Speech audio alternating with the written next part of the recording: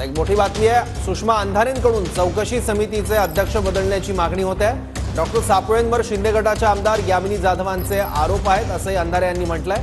Doctor सापळेंवर आरोप असताना त्यांनी केलेल्या चौकशीला अर्थ राहणार नाही असंही सुषमा अंधारेंनी म्हटलंय। तर मंत्र्यांवर भ्रष्टाचाराचे आरोप असताना ते मंत्रिमंडळात असतात असं शिरसाट यांनी म्हटलं। म्हणून चौकशी लागली म्हणून गुन्हेगार ठरवू नका असं प्रत्युत्तर शिरसाटांनी दिलंय। दरम्यान माझी नियुक्ती सरकारने केली, सरकार उत्तर देईल, मी नाही, डॉक्टर पल्लवी सापळे यांनी प्रतिक्रिया दिली आहे। पक्ष बदलला पाहिजे ना, नाहीतर त्या सगळ्या चौकशीलाच अर्थ राहणार नाही। हा फक्त चौकशीचा फार्स होईल। हे फक्त काहीतरी मी मारल्यासारखं करतो, तू रडल्यासारखं कर असं फक्त होईल।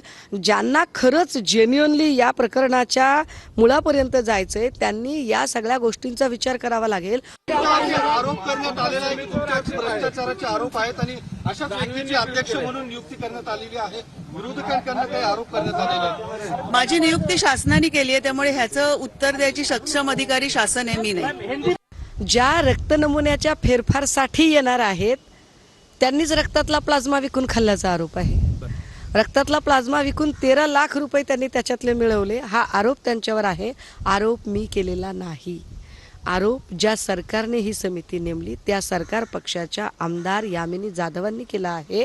आरोप सभागृहाच्या पटलावर केलेला आहे, चर्चा तिथून झालेली आहे। एक दुसरं असं की स्वतःची कार असताना कार भाड्याने दाखवणे, त्याचं 70-80 लाखाचं बिल वसूल करणे, हाही आरोप त्यांच्यावर आहे। एखादा अधिकारी जर चांगलं काम करत असेल किंवा करायला जर त्याला कॅपेबल वाटला तर त्याची नेमणूक केली तर त्याच्यात काही गैर मानू नका।